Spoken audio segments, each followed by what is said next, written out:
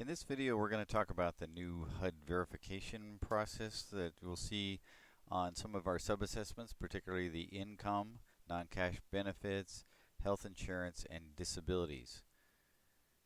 I'm going to open up a program entry so you can see how this is going to look.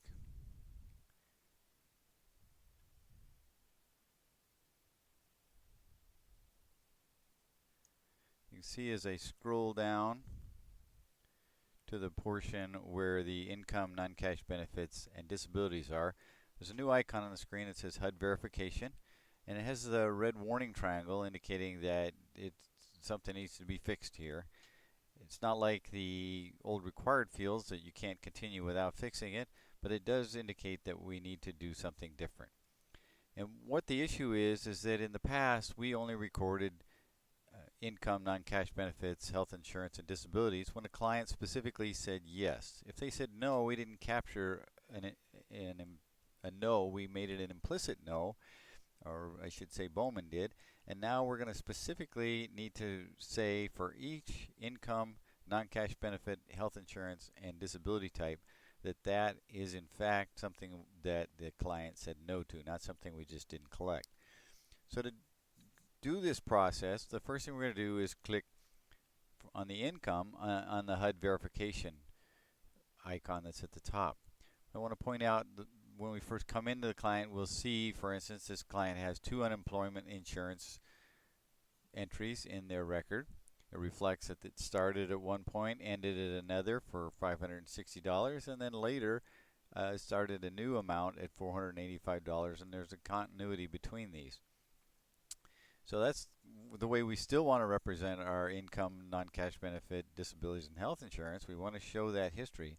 But it's going to be now that we also will see additional no's in here. In the past, we've not set this to no because we did not want to say that this income was not valid during this period. Anytime we set this to no, whatever is in this entry on this line will not be recorded as an actual income. It will say that there's no income for that type. So we need to be careful still that we don't set receiving income source to no when we really intend to have a different record in here that shows that they weren't receiving it for a time. I'm going to start by clicking on the HUD verification icon, and you'll see that it pops up a window, and in that window it lists all of the income types. And the 2 types that we already have set, child support and unemployment insurance, are in here. Notice that there's only one line for unemployment insurance, and it reflects that yes that's in there. There's also one line for that child support entry, which had a yes. Everything else is set to incomplete at this point in time, and will report in your APR as missing data. So if we want to get rid of missing data, we need to physically set all of these to either yes or no. If we set any of them to data not collected, that item will also show up as missing data in your APR. So typically what we're going to want to do once we set their correct ones, income for unemployment insurance and the child support, we'll want to set the others to no. Notice that I can't click on any of the options in this window for a row that's already got an edit icon, the pencil over here on the left hand side. So I can, however, click on any of the options for items that are not set. If I click on the yes, it's going to pop up all the fields to actually edit the income, non-cash benefit and enter it as we normally would. Or if I click on the no, it's just going to set it to no. I can click on no for all of these that are not set.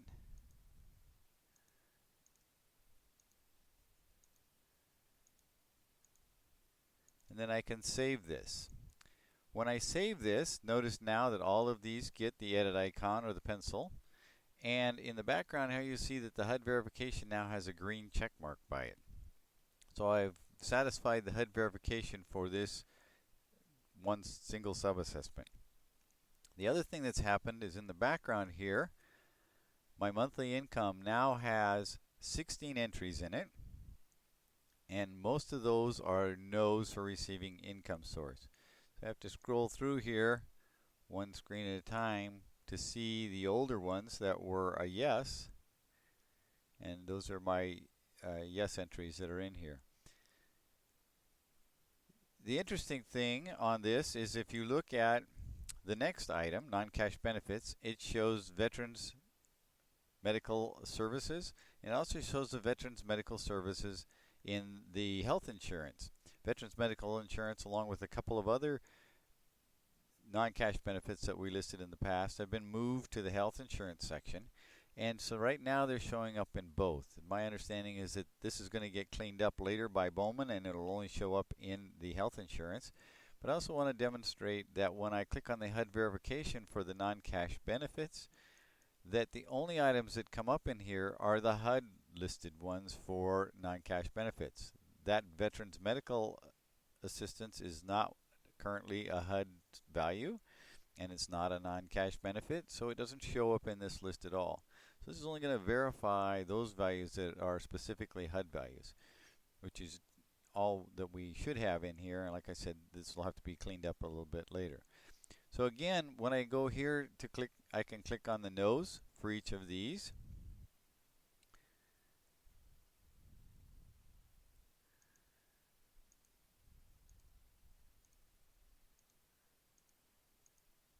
And then I'll do a save and exit, and this income or non-cash benefit assessment will also be verified, and it will add the records for all of the entries for each of the non-cash benefit types.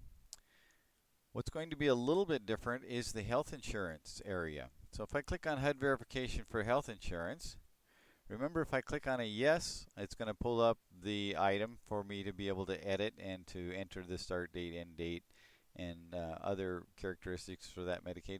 But in this case, if I click on no, I still get the pop-up window for each of the insurance types in this record set.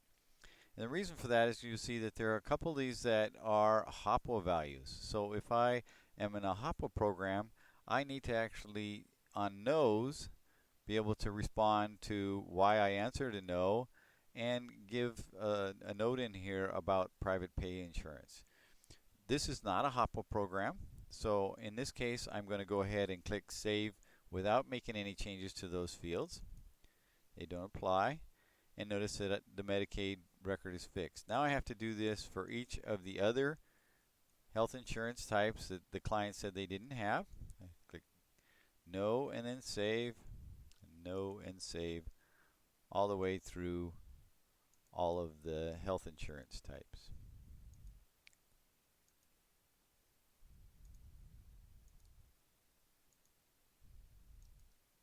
Once I'm done and have all the health insurance fields set, the one that I actually did get reported to me, and then the others that didn't get reported, I explicitly say there no. I can exit here, and my health insurance sub-assessment is considered verified. And I'll do it one more time on disabilities. And again, I'll click on the no's for the disabilities.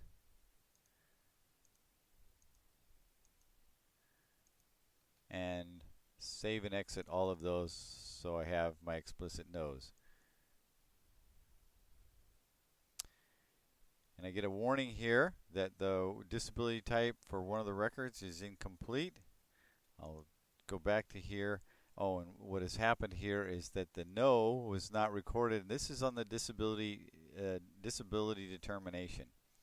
So again, on these, with the disability determination, if we don't have a disability determination, we want to still leave this as blank or incomplete at this point, and we'll only check the disability determination if we actually have one in our hands. Other than that, we'll leave it blank so that it will report properly. If we click no on here, this chronic health condition, this disability will not report as a disability in our APR. It may show now that it's missing data, but it will still report as in our APR. So we want to continue that practice. Save and exit. Go ahead and answer yes, or excuse me, no to this to get out of here. And our HUD verification is not complete on this one because we have that issue of no disability determination for the one condition in here that has a yes. the chronic health condition. So at this point, I can save and exit my program entry, and I've done the HUD verification process for all of our income, non-cash benefits, health insurance, and disabilities. Thank you.